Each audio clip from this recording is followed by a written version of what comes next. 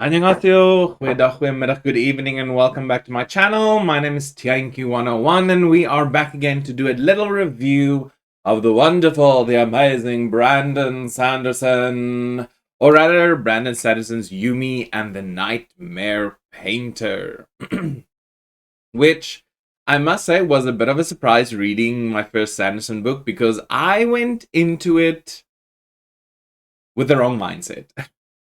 So when I started reading this book, I thought that it was going to be a very almost high fantasy-esque type of book.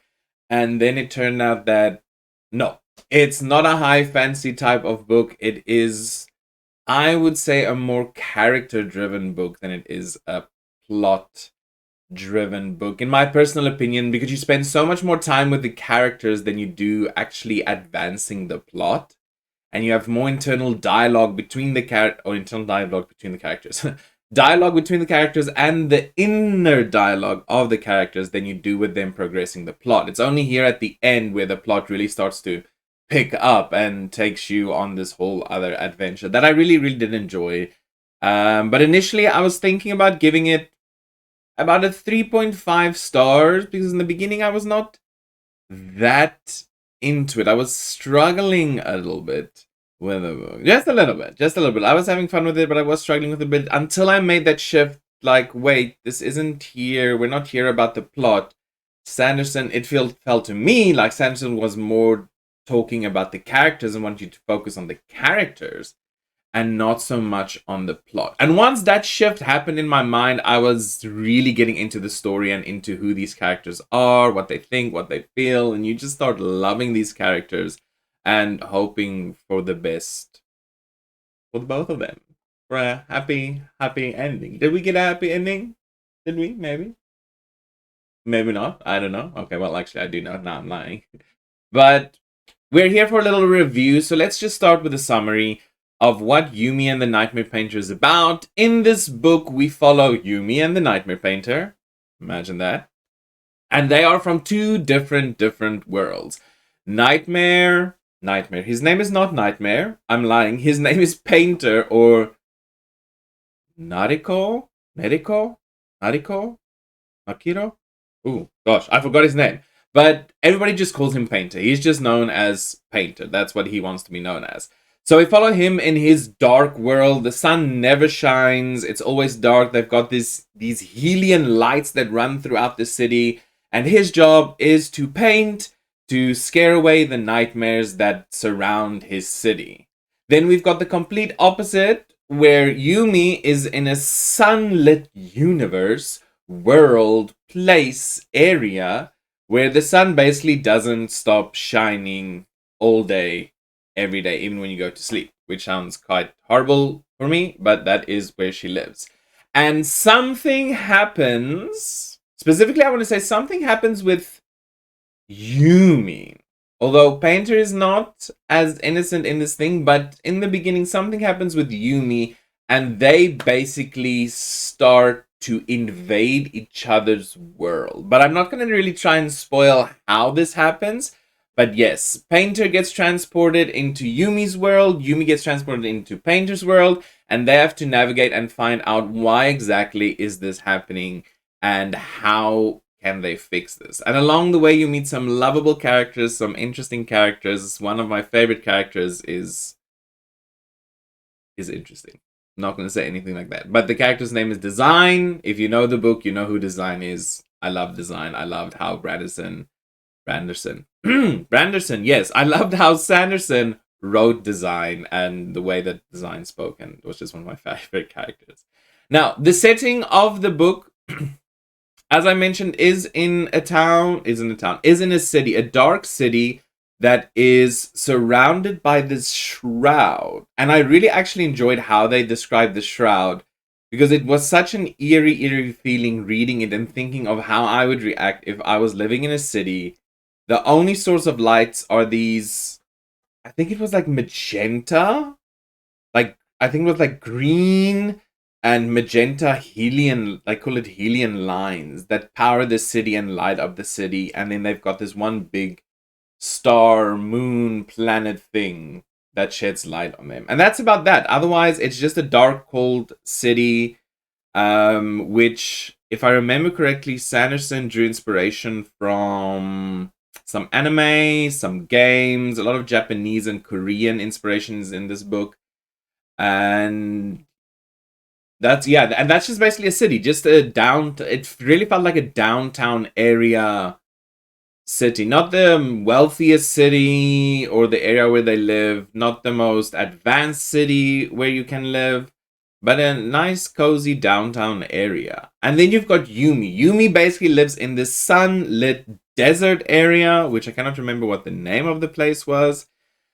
And there are towns scattered throughout this area that they need to go to. Again, this is an area where plants can float because the blah blah blah blah blah, because the sun makes the rocks so hot that the plants cannot survive. So the plants actually float up into the air, and then they survive. And there's science behind it. There's fantastical magic behind it.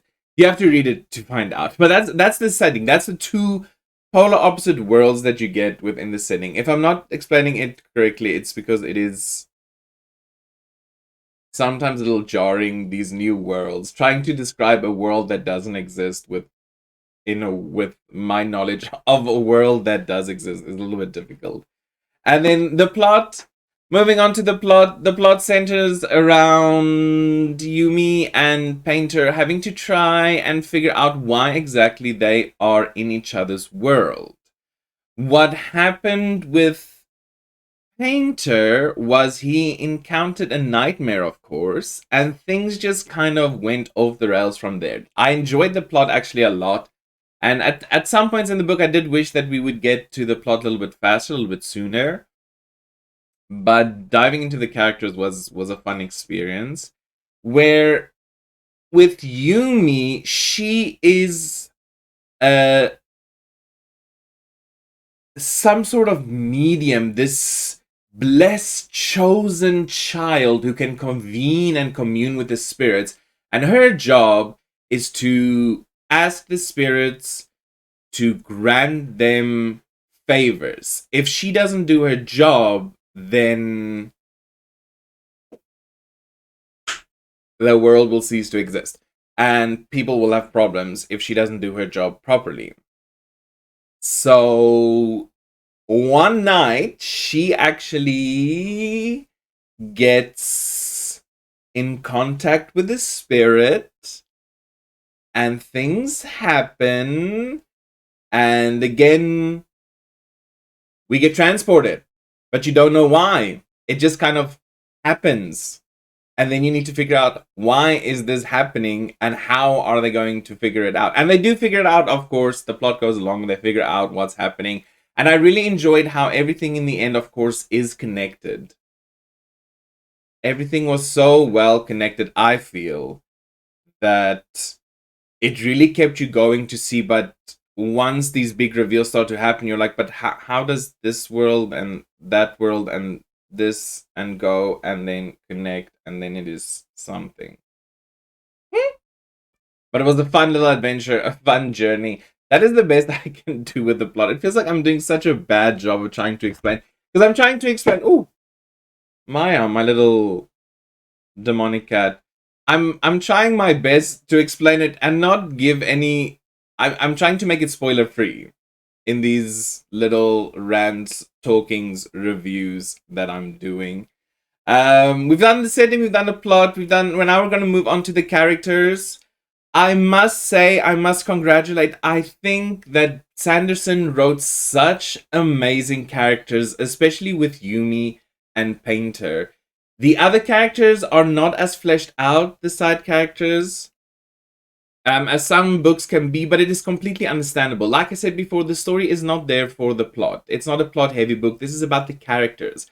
And I think the amount of respect that he paid to the characters and their journey, trying to figure out who they are now, because the ideas of who they were before and who they are now, traveling to these different worlds and trying to adapt to that, is a complete emotional roller coaster for both of them. Although I must say, Yumi did get on my nerves a few times with her, how can I say, hypocritical attitude, but it was part of the fun, it's part of the adventure to try and figure out how are they going to change, how are they going to maybe end up together, maybe have a little romance going on that you will have to read up and see for yourself. But I thought the characters were done beautifully. I thought that their motivations were so well explored for why they made certain choices and why they are kind of both damaged in their own personal way. Nightmare, why do I keep on calling him Nightmare? Painter is damaged due to the society he lives in, and guess what? Yumi is damaged due to the society that she lives in, because society has both kind of let them down in a specific way. And that's part of the adventure of them trying to let go, trying to change, and trying to grow from that within this whole, literal, whole new world that they find themselves in. The structure of the story is kind of basic, I must say. The book itself is just divided into 4 parts and then divided into quite short chapters, which I actually enjoyed. And within how this was I think one of my favorite parts about the book was the structure, how it was structured and how Sanderson wrote it. That in the beginning of the book, you of course jump between the POVs of Yumi and Painter. But at some point, I think Sanderson is such a good writer that you kind of forget who you are, who's the main focal point of the story, because their worlds are now interlinking and they are becoming connected, and they are connected, of course, that the writing and the structure kind of emphasizes that. Because in the beginning, okay, now I'm reading Yumi, now I'm reading Painter, and then at the end, sometimes I was like, wait, who's the main focus point of this story now? And I think that is brilliant. I don't think that is bad writing at all. I think that is just such brilliant writing. How many times I'm going to say brilliant again about this? I so thoroughly much enjoyed that part of the book. But there was nothing too special about the structure. There is a little surprise in the book in the form of the narrator, but I'm just going to say that. I think that was also very interesting about that, but there was nothing too unusual in the structure and how Sanderson approached it. There's nothing like huge or insane flashbacks. There was no excessive info dumping. The way that info was dumped, I think, was done cleverly. We're gonna go with that word for today. So I cannot say much about the structure, as the structure wasn't that strange as some other books might. As, for example, in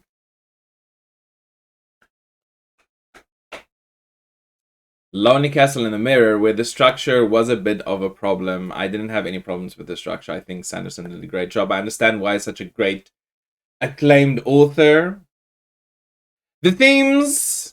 We need to talk about the themes. I think in many books, and I think for many fantasy readers, the themes of self-discovery, the themes of change, the themes of improving oneself to become better, to understand your circumstances, to understand other people, I think is always such a draw in for many fantasy readers to go on this emotional journey, and I think it did so well. There are themes of, to some extent, there are themes of abuse, but not in the, it's more of an emotional abuse, but done unintentionally. But that you'll, again, I don't want to spoil too much, but that you'll have to read. But I think the way that was handled was also so beautifully done, and with such great respect. There was even a line, I don't annotate my books, I don't put tabs in my book, but there was one line that I read and I was just like, geez, where's a pen, where's a sticky note, where's something I need to make a note of that, but I didn't, because I cannot do that to the poor book.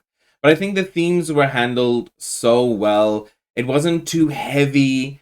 It still kept things light, even in the heavier moments. You do have some themes about oppression. You have some themes about deception and lies. How, of course, once again, people in power, people wanting to get power, how that, of course, messes with other people. Maya, please don't end my video. But the themes, again, the same with the mirror in the castle in the mirror, lonely castle in the mirror. I think the themes were handled so well. I'm trying, again, not trying to spoil anything too much, just to give you a sense of what it is, but I think that it was done very well, and you do really fall in love with the characters and their struggles, and then the themes that he took on were amazing. Maya. Oh no. It feels like something's gonna fall. Something's gonna get thrown off by this cat of mine. But yeah, that is my quick little review of the book. In my reviews, I really tried to break it up into summary, setting, plot, character structure, themes. Sorry if I sound a little bit all over the place. It is, I'm still trying to learn how to do reviews and how to not spoil things, but still give some sort of interesting take on what I read. With regards to my final thoughts, I went into this book in not the best way, because I kept trying to read it or expecting it to be a Sanderson book like Mistborn or all his other Cosmere books, which was a detriment to my reading experience in the beginning, because I thought it's going to be a more high fantasy, more intense like that, but it wasn't. It was a lot lighter. And in the end, I started out thinking I was going to give it a 3.5, but what really pushed me, Maya, no, why do you want to do that to my keyboard? But what ended up happening, what actually pushed it to a 4.5, no, what actually pushed it to a 4 for me in the rating is actually reading the inspiration behind the book. Sanderson, at the end, he gives you like a postscript where it tells you where his inspiration came from. The inspiration from Korea, the inspiration from Japan, the games, the books, the TV shows that he drew inspiration from. And that really just, having read the book and reading that as well, because I feel that is part of the reading experience. I always read the acknowledgements, I always read the author's notes, because that, for me, that's part of the reading experience. And that extra tidbit really just added to the whole experience of the book. Maya, can you leave? Please leave my keyboard alone. It didn't do anything to you. Yeah, those are my final thoughts. That was Yumi and the Nightmare Painter. Leave comments down below. What do you think? What do you feel? Did you read it? Did you enjoy it? This was my first Sanderson. Will I be reading Sanderson again? Most definitely. I am thinking about reading Tress of the Emerald Sea, Tress in the Emerald Sea, which I think that was the first of his secret project, and I think Yumi and the Nightmare Painter was the third of the 4 secret projects he did. But I really want to read Tress and the Emerald Sea, because people have been hyping that book up so much. You're so cute. And just before I let you go, let me just get Maya out of the way. Before I let you go on, I just wanted to end off just on an update. What am I currently reading? I am in the works of reading Murakami. Oh my goodness, I'm such a literature phenomena. I'm such a Reddit person. I'm reading Murakami. I haven't gotten very far in the book. I'm about 130 pages in the book. Very interesting. This man writes some weird shit. I'm just gonna say that he writes some weird shit, but he writes some weird, interesting shit. So I'm enjoying that. I'm currently reading that. And just to keep things a little bit more on the less complex side, I'm also reading this gay romance, Mistletoe and Mashikas. I'm sorry if I'm not pronouncing that correctly. But if you have any thoughts about the books, let me know down below. What do you think? What do you feel? What are your vibes? Did you enjoy it? If you have any feedback, any criticisms, please let me know. How can I be better? How can I make things better? Will be happy to take some advice. I will be coming back hopefully at the end of October with a nice book haul. I've spent way too much money on books, but I'm trying to build not only my TBR, but also my own little miniature library over here in Korea. But that's going to be it for me and Yumi and the Nightmare Painter. I hope you have a wonderful day, wonderful life. Whatever you are doing, don't let fear interfere with your happiness. You deserve all the happiness in the world. Groete, liefde, vrede, vreugde, blijdskap, geluk. Al my dinkies vir julle. Until next time. Bye bye.